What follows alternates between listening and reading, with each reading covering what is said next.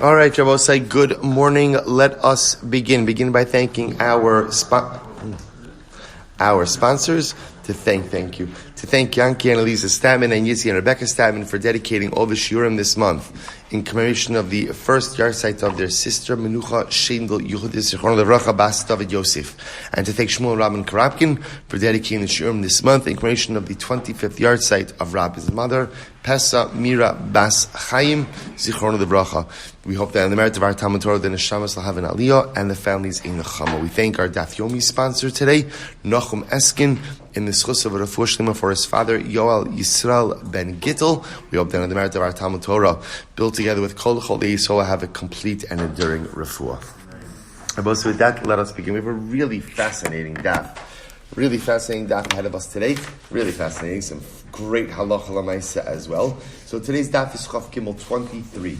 We are picking up in Yitzy Hashem on Chaf Beis Amud Beis. I believe we left off Mishtabich Le Rabba, which is 2, 4, 6, 8, 10 lines up from the bottom on 22b, right? So we ended off with a little bit of halacha l'maisa, of hilchasa, poschin becharata, v'niskakim le'elokei Yisrael. And again, we're going to qualify these halacha l'maisa components a little bit tomorrow a little bit. But remember again, the concept that simple remorse serves as a basis for revocation of a neder. I will say, by the way, I know we said it, but I'll just explicitly say it because it's going to come up again. Even though we say that you could go ahead and revoke a neder with charata, with simple remorse, obviously that requires me still to go to a Talmud Chacham. In other words, the process of revocation can never happen on your own, always requires an outside party.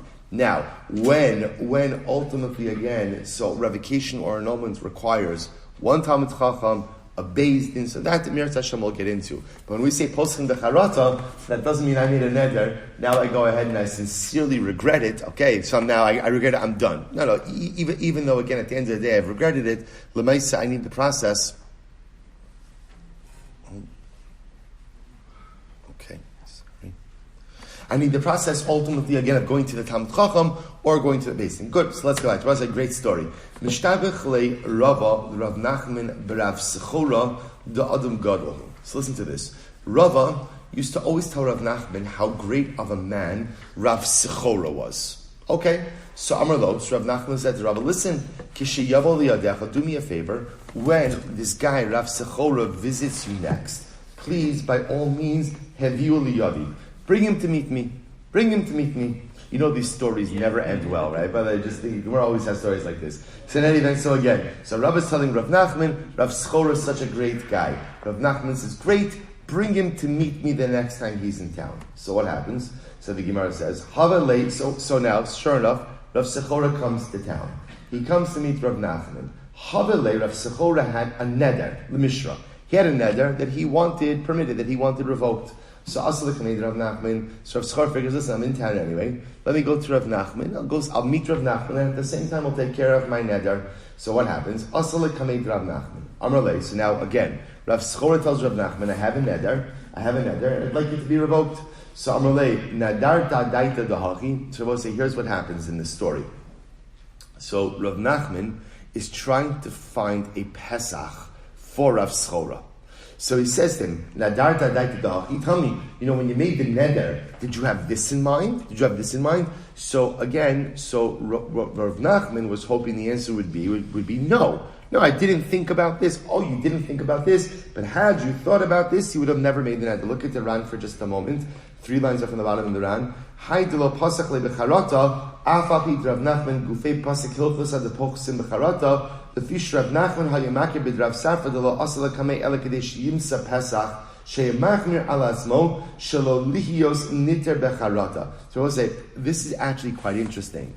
So what the Ran is intrigued by is, Rav Nachman, why are you trying to find a Pesach? If we've just established that what? That charata works. I will say, by the way, charata is like 1, 2, 3, you're done. You come to Beis Din, I regret ever having made the neder. I don't have to get into more than that. Right? Yet it's interesting over here that Rav Nachman is trying to find the Pesach. Remember, what's Pesach? Pesach is an opening, meaning that I now am cognizant of information that had I been cognizant of at the time that I made the neder, I would have never made the neder. So Rav Nachman is really like drilling down to this into Rav Safra. So the Ran is bothered by this. So the Ran explains one of two possibilities. Possibility one is that although you can permit a neder with charata, that's not the lechatchila, right? The ideal is a Pesach, which makes sense. So also remember again, what's the difference between Pesach and charata? Pesach, if you can find the Pesach, what does that do? It almost creates a reality in which the neder is retroactively void. That's almost what it does. In other words, that had I known this, I would have never made the vow to begin with. That's powerful. That's powerful. That's almost like a retroactive nullification as opposed to charata. What's charata? Charata is like, I want out now. Again, the neder was a solid neder. Like, there's nothing wrong with the neder itself. So possibility one is that Rav Nachman would have preferred to use the mechanism of charata. The Ran gives another example. It says, so ultimately, the Ran gives a second answer about maybe it was a different kind of neder, but we don't have to get into that now. Fine, so what happens? So Moses Rav Nachman says to Rav Safra, did you have this in mind? Amalei in. Right? Rav Schora, said, yeah, I had that in mind, and I still made the neder. Adaited the hachi. So again, Rav Nachman tries again and tell me, maybe you didn't have this in mind. Did you have this in mind when you made the neder? Rav Schora said, yeah, I had that in mind as well. Kama zimnin. So both say, so what happens? So this kept on happening. Rav Nachman kept on trying to find a Pesach for Rav Schora, and every single time that Rav Nachman tried to help, all Rav Schora did was say, yeah, I had that in mind, So we'll say, what happened? Ikpid Rav Nachman got angry. Amar lei, zil l'kilach. Essentially, he said, get out of here. Get out of here, right? Get out of here. Kilo is a covered area. Is like covered area. So he said, get out of here. Just go to the covered area. Nafak Rav Schora, Pasach Pisla Nafshe. Rav Schora left and he found his Pesach. Rav will say, what was his Pesach? So the Gemara says, so Rebbe, here's what was his Pesach. Rav Schora thought to himself, it's such a beautiful Gemara. Rebbe Omer, Ezu Hiterach Yishara Sheyever La Adam. They will say, what is the right path a person should choose for themselves in life? The Mishnah very careless. Right? What is the correct path to choose in life? Kol shehi tiferes la'oseh, whatever brings honor to those who go ahead and live in that path and live in that direction. V'tiferes lo min ha'adam, and also creates good relationships with other people. V'hashta de'ikbid Rav Nachman adaiti dehachi lo nadar. So Rav Schora says, you know what? Had I realized that this neder would have caused so much pain to Rav Nachman, I would have never chosen to take the neder. And what happened? B'shar l'nafshei. He permitted the neder for himself. Now, I will say, this is what I mentioned before. Shar l'nafshei does not mean that Rav Schora permitted the neder for himself. You can't permit a neder for yourself. You have to go back to a Talmud Chacham. The point over here is, he found his own Pesach. Now, I will say, this is not a conventional Pesach. Why not? Because interestingly enough, this Pesach has really nothing to do with the neder itself, right? In other words, generally, a Pesach has something to do with the vow, right? Even charata has what to do with the vow. Here, interestingly enough, he doesn't regret having made the neder. He regrets the impact the neder had ultimately again on Rav Nachman. But again, just an interesting example of this, and also a beautiful articulation of the Mishnah. Rav Shimon Berebi, Havile Nidra the Mishnah. Another story. Rav Shimon, the son of Rabbi, had a neder that he wanted to have revoked. So what did he do? He comes before the rabbis. Comes before a group of rabbanim in order to have his neder revoked. Amrlei, so they're trying to find from a Pesach. Amrlei, Amr in. So again, they try to bring out, so tell me, like, when you made the neder, maybe did you have in mind for this? So they were trying to find for him something that he didn't have in mind at the time of the neder, that had he had in mind, he would not have made the neder. But again, he says, yeah, did you have this in mind? Amr in. Adaited the hachi in. Did you have this in mind? He said yes. So I will say, Kamazimnis. So this happened a whole bunch of times.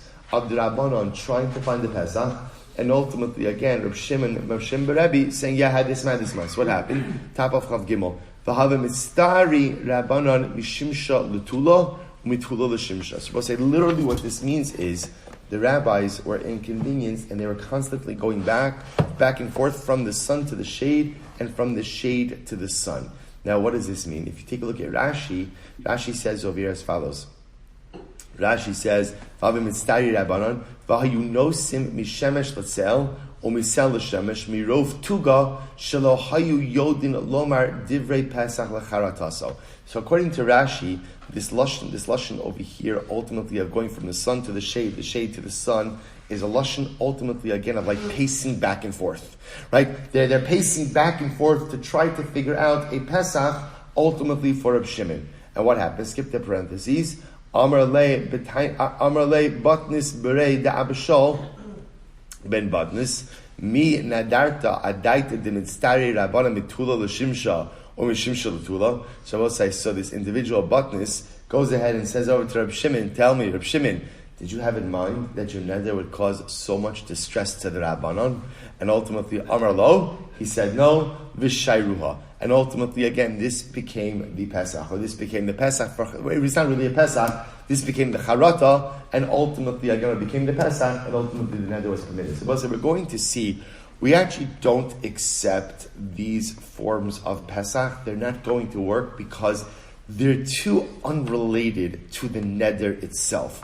We're going to see, even if we accept Charata, which we do, halacha l'maisa, even if we accept Pesach, of course, it has to be that there's something flawed in the neder itself, not someone else's external reaction to that neder. We'll see that in Menucha Shaindl Yehudis. I will say, I just want to draw your attention just to one beautiful piece of the Ran. If you look at the Ran on Chaf Gimel Amud Aleph, 3 lines down from the top, so remember again, back in the previous story, Rav Schora, when he saw the negative reaction that Rav Nachman had to his neder, so he said, so what did he realize? He remembered the teaching of Rebbe, that what's the proper path that a person should choose for himself? Kol shehi tif'eres la'oseha. Whatever brings literally glory to the one who performs or lives on that path. So if you look at the Ran, it's very beautiful. He says, shehi mitzad atzma mishubachas. Now, it's like the goal in life is to choose a path. Shehi mitzad atzma mishubachas. Such a profound statement. See, I will say, the goal in life is to choose a direction and to choose a lifestyle that doesn't require explanation. You know, I will say sometimes we do something in life, and I need a whole lot of Rashi to explain why what I'm doing is okay. Right? It's okay. I'm going to tell you why it's okay. Right? It's okay because of this and because of that. So what the Gemara is saying over here is, if you need a lot of Rashi to explain why you're doing what you're doing in life, chances are it's not really the right thing to do. The Ran explains the concept of any derech, kol shi tiferes lo seh, any path in life that brings glory to the one who performs it. He says, shehi mitzad atzma mishubachas. It means a lifestyle. It means a pathway in life that stands on its own. It emits this beauty on its own without any further explanation. Ad shi tiferes la'adam ha'osa osa, v'tiferes la'min ha'adam shakol mikal sinabo. So I will say, so again, a very just a beautiful explanation of that idea. What's something so beautiful to aspire to? To imagine, I will say, if I'm able to get to a level where I live a life where my actions don't require explanation.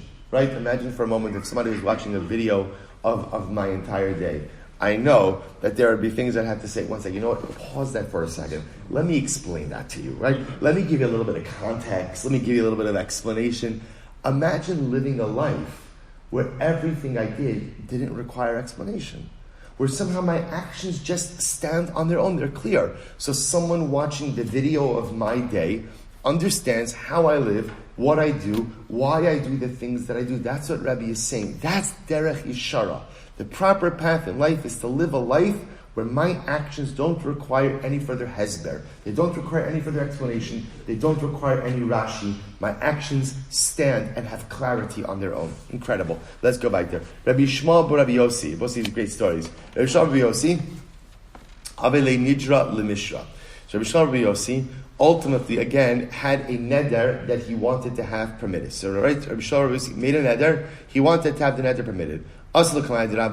He came before the rabbis, and again, they're trying to help him find the Pesach. Amrulay, nadarta daita, tell me, did you have this in mind? Amruluhu, and yeah, I had that in mind. Nadarta daita, did you have this in mind? Amruluhu, and yeah, I had that in mind as well. So he's not really helping them out. They're trying to find from a Pesach, and every Pesach that they find, right, would you have this? Yeah, I had that in mind. So I'll say what happened. Comes in, and this happened a whole bunch of times, until something fascinating happened. Kevan de Chazu Katzra, the Kamistari Rabbanon, Machye Bo'ochla de Katzri. So also listen to this. There was a guy, a launderer, right? Literally, not of money, of clothing. Right? So again, he's walking by, he sees this exchange. This is incredible. So what does he do? He hit Rabbi Yishmael with his laundering stick. You know, what's like the laundering stick is, right? They would beat the clothing when you're laundering it, or they would sprinkle water with the stick, whatever they would do, it was a stick. So what did he do? He hit Rabbi Yishmael with the stick. Why? So the Gemara said, why? Because he saw that Rabbi Yishmael was going and annoying the rabbis. So he hit him with the stick. So Amar Adaitid Demachi Likitzra Lo Nadri. Rabbi Yishmael said, you know what? Had I realized that as a result of this neder, I would have been hit with a launderer stick, I would have never made the neder, and ultimately again v'shari l'nafshe, and he permitted the neder for himself. Again, I will say. So once again, these are interesting applications of the concept of charata, because the truth is they're not really regretting the neder itself, but rather regretting someone else's reaction to that neder. And I will say, now this raises a fascinating question. The Gemara says, Hi nolatu. And I will say, this is actually very interesting. We are going to see that when it comes to revocation of Nedarim, there's something called nolad. Nolad means a brand new circumstance that was not in existence before. We are going to learn that you cannot be matir a neder. You can't permit a neder on the basis of nolad, on the basis of like a brand new circumstance. In other words, what is interesting is the only way to be matir a neder is with some circumstance which has been present. So the Gemara says, I don't understand. Rabbi Yishmael just got hit with a launderer stick. How can you go ahead and be matir a neder based on that? That's nolad. That's a brand new circumstance. But I will say this is incredible. So the Gemara says, and after all, again, I'm sorry. Hi nolad tu lo masikadaiti demachile kesher. But Tanina we learned ein poschen lo benolad. You cannot go ahead and create a Pesach, an opening for a neder with nolad. If you look at Rashi says over here, ein poschen benolad. Rashi says, she'ein roi li ara kazeh. So remember again, in this case of Rabbi Yishmael, this is nolad. Why is this nolad? This is a guy who's coming off the street and hitting Rabbi Yishmael with a stick. So I will say that's a brand new circumstance that just came about that was not even present at all. In other words, even in the previous cases, where let's say again, the charata was based on the fact that my neder annoyed the Rabbanon. My neder annoyed Rav Nachman. So that again, that is a present thing, that such a neder annoyed. But a guy coming off the street and hitting a Yisrael with a stick, that's nolad. The boss is actually fascinating. Amrlei, Hailo nolad too. The truth is that's not nolad. Why is that not nolad? Listen to this. Because there are always people with chutzpah who are happy to give Rabbanim a difficult time. Now, what does that mean? What that means is like this. That's not a statement to Rabbi Yishmael, right? Now, Rabbi Yishmael happens to be giving the Rabbanim a difficult time. Who is this launderer, right? And why is he going ahead and hitting Rabbi Yishmael with a stick? So the Gemara understands is like this. There are always people who are looking to give it to the rabbi, right? Always people who are looking to go ahead. And what happens? Most normal people aren't going to lash out, right? When everything is normal. Instead, what do these people do? What do these people do? They wait for an opportunity where they could do something to the Rabbanim, where they could do something. So when there's a moment, so what happens? So this guy, who is this launderer, right? He's coming along, and what does he see? He sees Rabbi Yishmael annoying the Rabbanim. And suddenly again, this guy becomes the defender of rabbinic integrity and comes and hits Rabbi Yishmael with a stick because he's giving a difficult time to Rabbanim. He's not defending rabbinic integrity. Instead, what is he doing? He's trying to go ahead and give it to Rabbi Yishmael.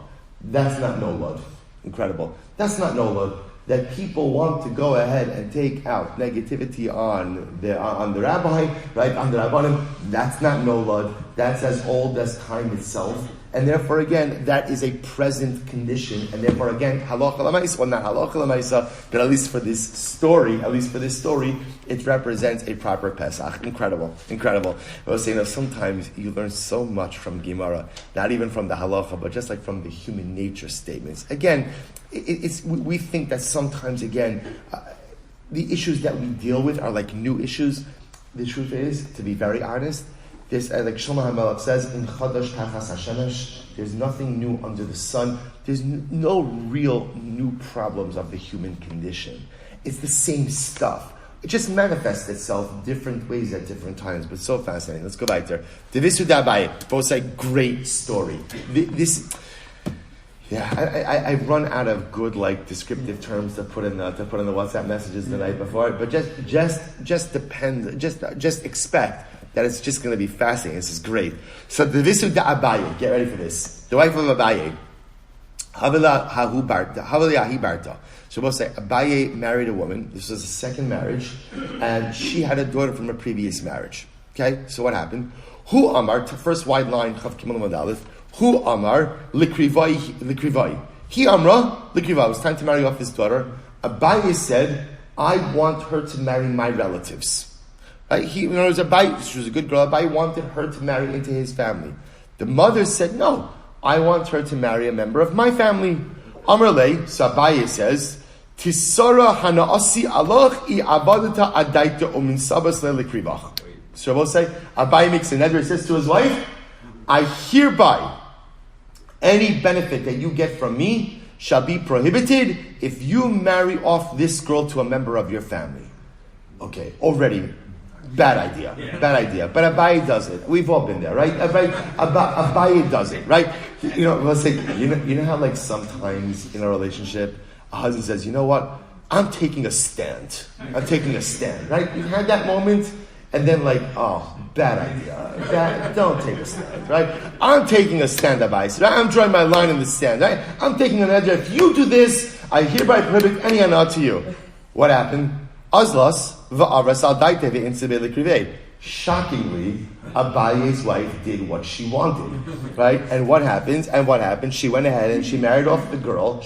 By the way, her daughter. This is her daughter. She married off. You can still imagine how this conversation goes, right?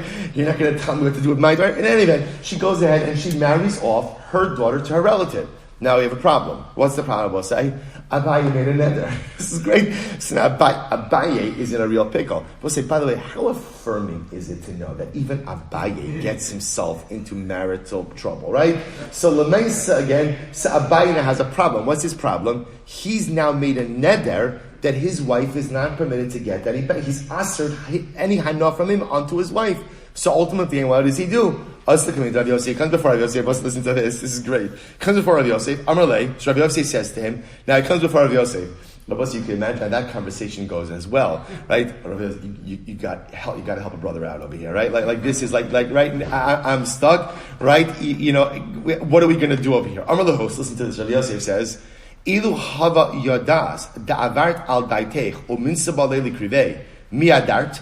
So this is fascinating. Rav Yosef says to Abaye, had you known that your wife would not care at all about the neder you made, and gone ahead and gone against your will and done what she wanted, would you have ever made the neder? Amar lo. Abaye says, of course not. V'shayir Rav Yosef. And Rav Yosef permitted the neder. Now I will say, this is a fascinating form of Pesach. Why, I will say? Why? Omi shari ki agavna? Does that make any sense? I will say, see what's happening over here? Had you known that your wife, who was the subject of your neder, the reason you made the neder, would have transgressed the neder, would you have ever made the neder? What? I was supposed to say, you know what's happening? Abaye made a neder that his wife should not get any hana from him if she marries off her daughter to her relative.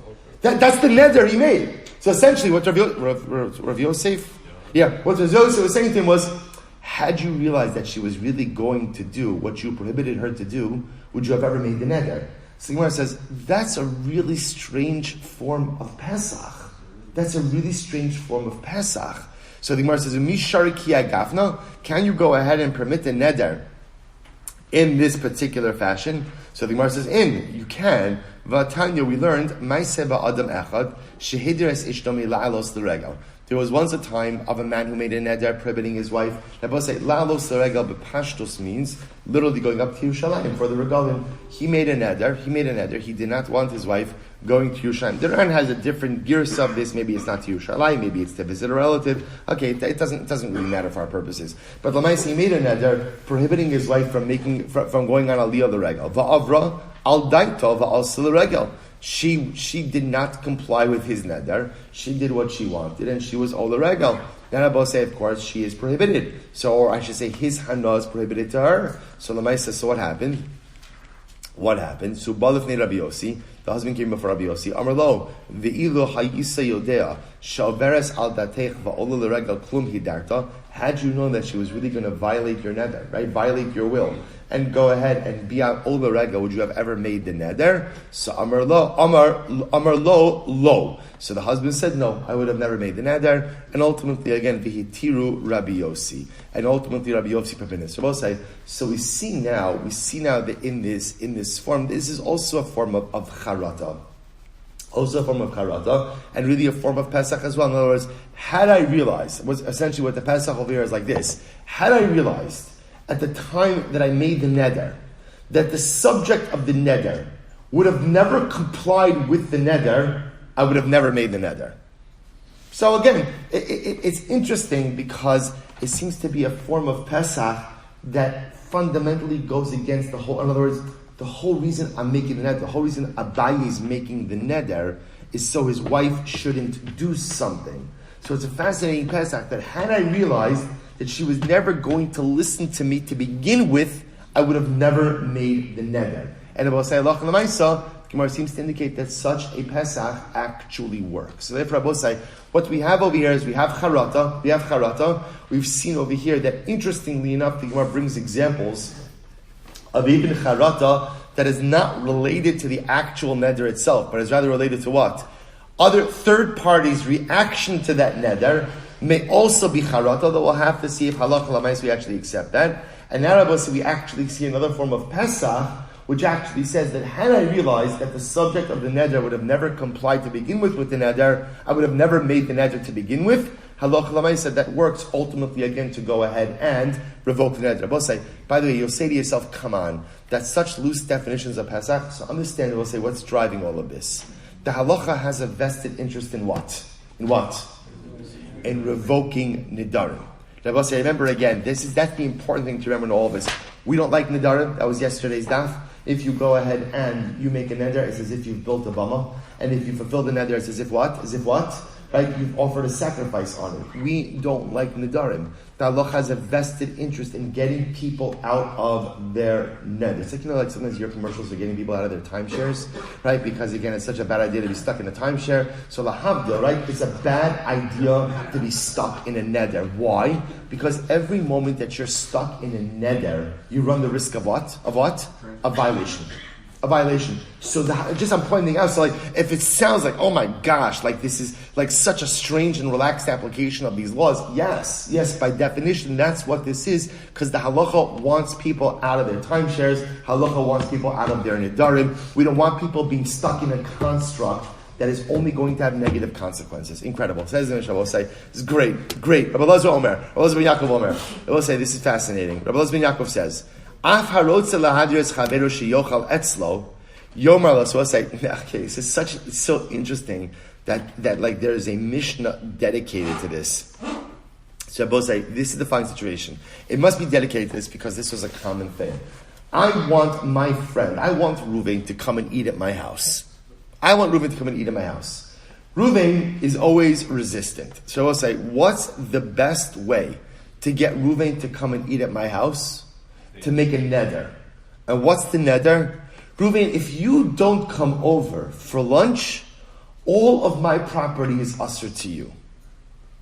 It's an interesting way to cultivate friendships, but Lamais again, so I will say, but here's what's interesting. The fact that there's a Mishnah dedicated to this indicates to us that there was, again, this is meant in a good way, right? This is meant, I want to compel Reuven to come and share a meal with me. That's what I want. So this is interesting. So the Mishnah says, Belazar says, if I want to make a neder to get my friend to eat next to me, they both say, now in this neder, do I really want to prohibit my property to Ruvain if he doesn't come and eat with me? Do I want to do that? Not at all. Not at all. So, but yet, I want to make it sound like I'm making a neder because I really want Ruvain to come and eat with me. But I don't really want to make a neder. So what should you do? Yomer lo kol neder sha'ani asid lidar hu batal. What you should say is, after you make that neder, you make another statement. What's the other statement? Any neder that I will vow in the future should be batal. So essentially, I will say what you do is you make a proactive statement of future bittul. Future bittul. Any neder I make is ultimately batal. However, you have to remember this t'nai at the time you're making the neder. So ultimately, again, if you go and you make a statement, any neder I'm going to make should be batal, and then you go out and you make a neder, the neder is batal. The neder is batal. It's proactive nullification. It's not even nullification. Essentially, what the statement does is it prevents your nedarim from taking effect. As long as what? As long as what? You remember the t'nai. You don't have to articulate it, but you remember the t'nai at the time that you're taking the neder. So we'll say, let's analyze this. V'cheivan da'amar kol neder shani asid lidar yehi batal lo shamalei v'lo asabadei. I don't understand. I'll say, let's play this out. I go over to Ruvain. Ruvain, I want you to come to my house for lunch. And if you don't come to my house for lunch, then ultimately, again, all of my property is usher to you. And then I say, and any neder I take will ultimately be void. So Gemara says, doesn't that kind of defeat the entire purpose? Right at the end of the day, Reuben's going to hear the nullification as well, and the whole plan is out the window.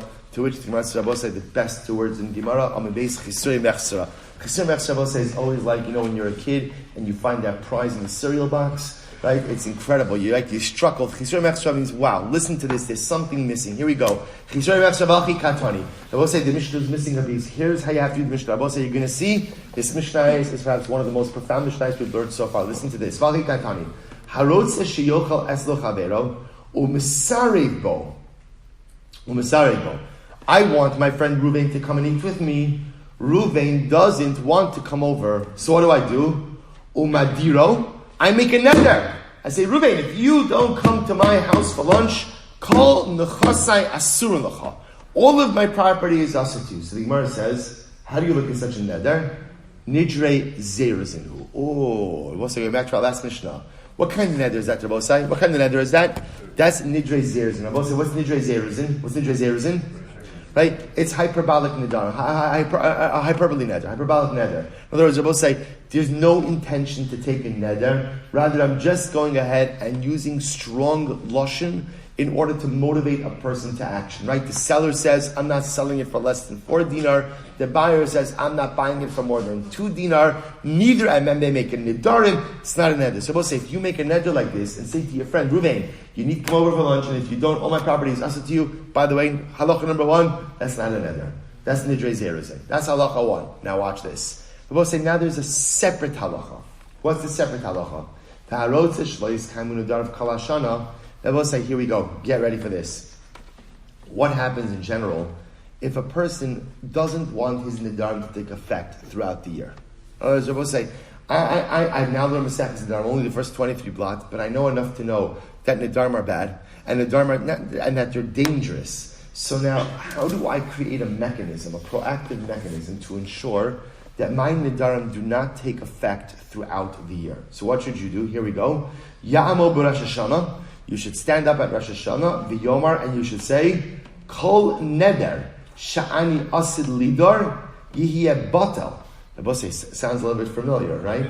Again, we're going to see this Gemara is the makar for Kol Nidrei.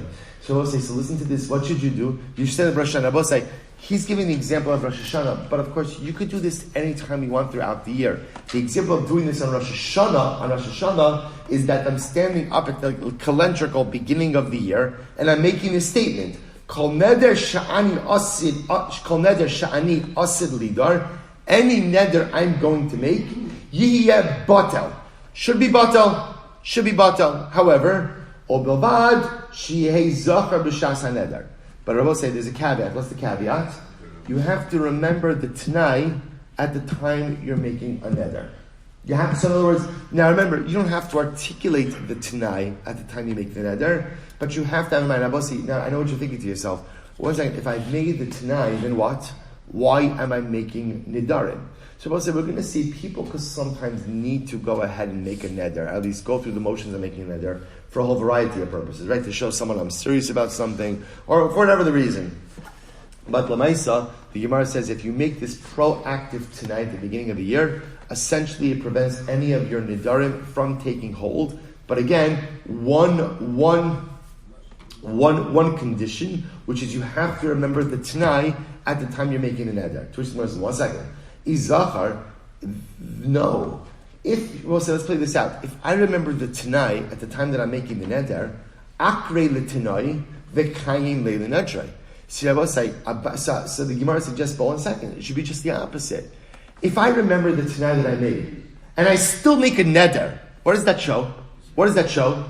That I'm usurping the Tanai, that I'm negating the Tanai and making a neder as well. So therefore, you're right. Amar Abaye Tani ubilbad shelo yehi zachar b'shas haneder. Abaye says, no. The way it should really mean is like this. If I make this proactive tonight at the beginning of the year, that any neder I make throughout the year should be batal, and then I make a neder, as long as I don't remember the Tanai at the time I make the neder, the Tanai works. Bless you, the Tanai works. I will say, if I explicitly remember the Tanai at the time I make the neder, then what am I effectively doing by making the neder?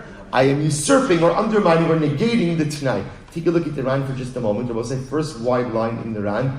Amr Abaye Tani Obavat Shlo Yezach B'Shas HaNeder Umishum Hachi Batel Shekvar Hisna Shem Yishkach V'Yidor V'Yibatel Tanai Zeh Es Nidro. So we'll say, according to Abaye, we're going to see is according to Abaye, here's how the Tanai works. The Tanai works like this. On Rosh Hashanah, I go ahead and I say, any neder I make throughout the year should be batal. Now both say, what's the intention of that statement? The intention of that statement is, I'm not making any nedarim. But should I forget and make a neder, the fact that I forget to make a neder means I'm forgetting the Tanai as well. That's when the Tanai kicks in. So one more time, look at the Ran. The Ran. Umishum batal shekvar hisna. What's the Tanai? Shem yishkach v'yidar. That if I forget this Tanai that I made, and I go ahead and I make a neder, yibatel Tanai azeh es nidro. The Tanai should be mabatel the neder. But Abaye says it only works if ultimately, again, you forget that you made the Tanai. Because if I make a neder, and I'm fully cognizant of the Tanai, then what have I done? The neder has effectively negated the Tanai. Incredible. Rava says, no, not necessarily. The olam kidamina meikara. It could very well be, Rava says, that what we're talking about over here is that maybe it only works when dafka you do remember the Tanai. And what's the case? Hacham ayaskinon kigon hisna Rosh Hashanah v'lo yada b'ma hisna. Those are very interesting. Maybe the case over here is like this. I made a Tanai in Rosh Hashanah. They both say, now in Rava's case, I made a Tanai about certain Nedarim, and I don't remember what type of Nedarim. So for example, I both say, in Rava's case, I made a Tanai that any Neder I make about bread, right, should be batal. But now, the year goes on, I don't remember, did I make a Tanai about bread? Did I make a Tanai about wine? Did I make a Tanai about fruit? I know that I made a Tanai about some type of Nedarim, but I don't remember what type of Nedarim I made the Tanai about. So the Gemara says, now I'm making a Neder. So therefore, again, according to Rava, Izachar b'shas haneder. If you remember the Tanai at the time you make the neder, va'amar al das harishona ani noder, and ultimately I say I don't remember the Tanai that I made, but I'm making this neder with the previous Tanai in mind. Then nidra les be mamasha. Then the neder will not take hold because the Tanai will undermine it. Lo amar al das harishona. Ultimately, again, but if he does not invoke the original Tanai, then lo amar al das harishona no there akri le Tanai became the nidre. Then you've uprooted the Tanai, and ultimately the neder remains in effect. So both say. So let's just analyze this here for just a moment. So I just want to point out, according to this approach, and the Ran points this out, Rava and Abaye are not arguing. They're talking about two different cases. Let's go through this. In Abaye's case, Abaye's case is a conventional case where what?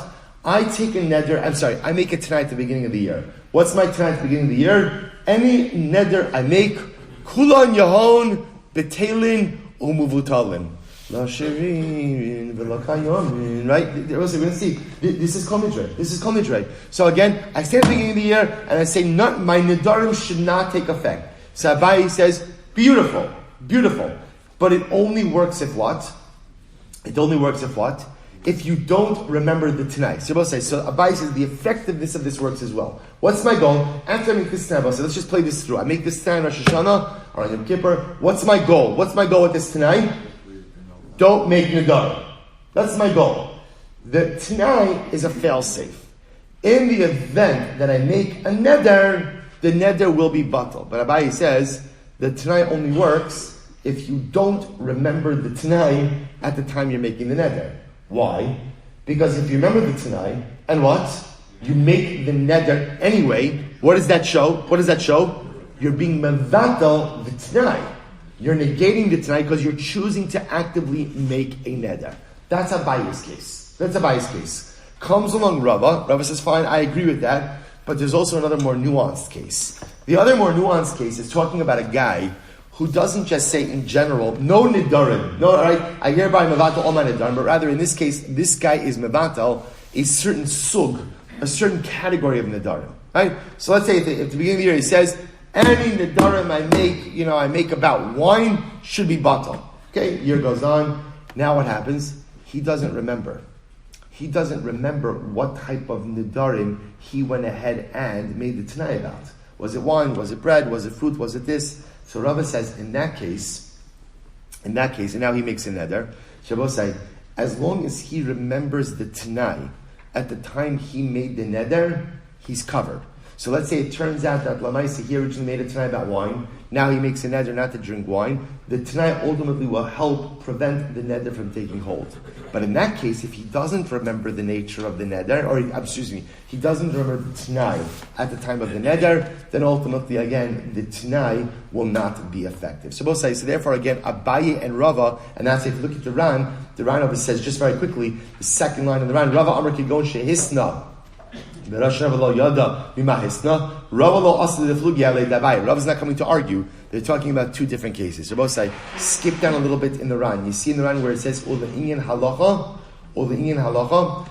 There comes along the Ran and it says Ul Inyan Halacha. Chaim Alam Kirava. Hilchach Naftinon the Kol Shehisna Mitchila Kol Neder Ubishas Nidro Shachach Tino Nidro Bata. So we're going to see in fact. Halach l'maisa, we really pass in both like Abaye and like Rava.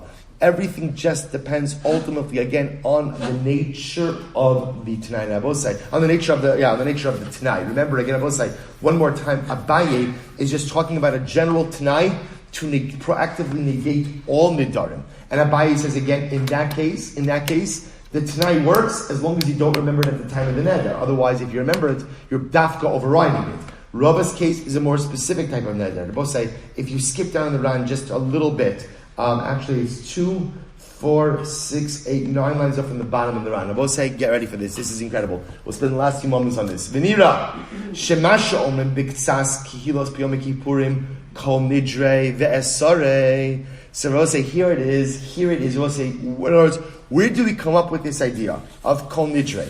Right? We'll say, remember again, what's the lashon of Kol Nidre? Just tell you. Kol nidre ve'esare u'shavue v'charame v'koname v'kinuse v'kinuye v'indarna u'dishtaban. Rabbi said Kol nidre happens to Kol nidre happens to include not just nedarim but also includes shavuos, which we haven't discussed. Right? And what happens? So right, dishtaban darsana al nafshasana miyom kippurim zeh. Ad Yom Kippurim Abba. Now, we'll say, here we're going to get it if we have time. So, right, the lashon of Kol Nidre is from this Yom Kippur until next Yom Kippur. What should happen? Kulun ischaratna, proactive charata. Kulun yasharan shavikin shavisim betelin umuvutalin. Right, so we'll say, what are we doing in Kol Nidre? It's a proactive revocation of every single neder and shvuah throughout the year. Says the Ran. He says, "L'davar zeh miskavnin lift lebatel nedarim sheyardu la'achar mikan ela shelashona mishubash shenir mishum lashonam shematir nedarim she'avru Rabbi said this is so incredible. If you notice, by the way, there are different versions of Kol Nidre. See, Rabbi say, the pure version of Kol Nidre is ultimately, again, a future-oriented tefillah, right? Or revocation. If you look in many of the Machzorim, there's a bracketed phrase. What's the bracketed phrase? Miyom Kippurim sha'avar ayam Kippurim zeh. So the Ran says, whoa. Where did that come from? Rabbi said, by the way, we already take care of past Nedarim. How do we take care of past Nedarim? Hataras Nedarim. That we took care of. Says the Ran, there's a mistake that many Kehilos make that they use Kol Nidre for retroactive revocation, right? That's not what Kol Nidre is for. Kol Nidre ultimately, again, is the way that we proactively revoke Nedarim for the year to come. He says, goes on, he says, Ela shel Lishonim Meshubash, Shnir Min Lishonim Shematir Nedarim She'avru, Ve'ein Ze'el Inyan, Ve'ein Lo Inyan Ela, Nedarim Haboim Mi'ala Achar Mikan. Shabbos said, it's just very interesting. This happens to be a fundamental machlokes in the mechanics of Kol Nidre as well. But the Ran telling us, I just want to point out, it's incredible. Kol Nidre, which for so many Jews, interestingly enough, is like one of the most emotional tefillahs, even though again the topic of the tefillah is not all that emotional. But Lamaisa just pointing out how the concept of Kol Nidre comes from today's daf.